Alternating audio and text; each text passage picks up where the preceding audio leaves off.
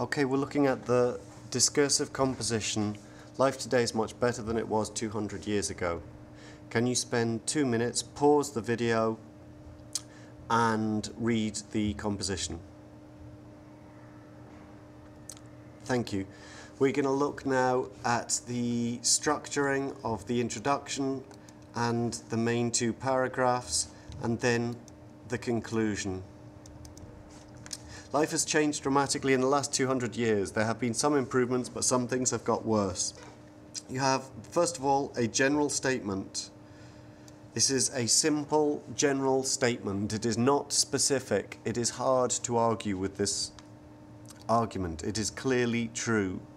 The next sentence is very important. This is known as your signpost sentence. It indicates the order of the main two paragraphs.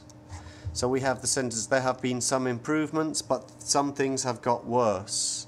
This tells the reader that the first paragraph is going to be talking about some improvements.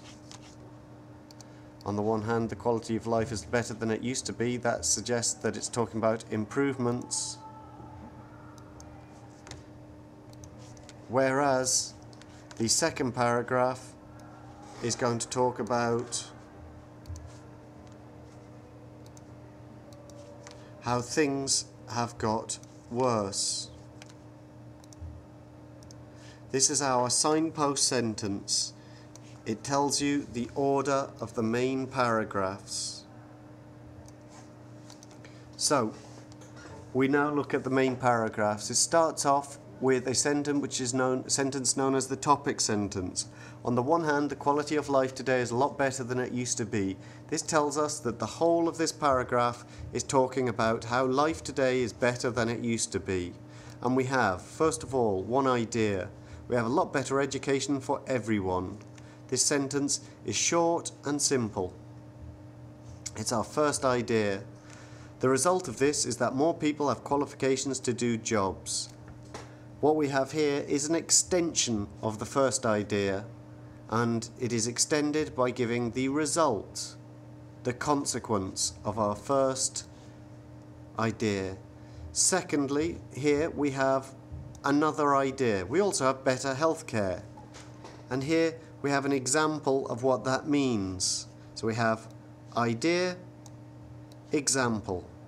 Here we had idea and result. Different ways of expanding or developing your ideas. And then finally we have an example. If we are ill, there are medicines and good hospitals to care for us. How many ideas in this paragraph? 2. Next paragraph. On the other hand, there are some things about life today that are worse than in the past. This topic sentence indicates that this paragraph is going to be dealing with the negative sides of life today. Modern cities are very big today and the quality of life is not very good. This is our first idea. And then we have an extension of this. As a result, in a city there is very often a problem with overcrowding. And then it's extended further. The consequence of this is that there is noise and stress. Then, one other idea. A further problem is that large cities produce pollution and damage the environment. How many ideas in the paragraph? 2. Then finally, we have the conclusion. In conclusion, life is better today in many respects, but it still isn't perfect. The conclusion is a balanced conclusion. It talks about the positive things, which we talked about in the first main paragraph, and the negative things that we talked about in the second main paragraph. In the conclusion, we do not introduce any new ideas. So, a brief summary. We have 4 paragraphs. In the introduction, a general statement and a signpost sentence. Then we have 2 main paragraphs. In those 2 main paragraphs, we have a topic sentence and maybe 2, possibly 3 ideas. Those ideas should be developed. They should be explained, the consequences given, or an example given.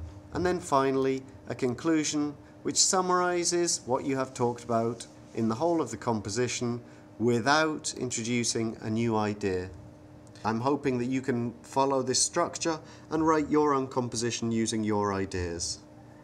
Good luck and thank you.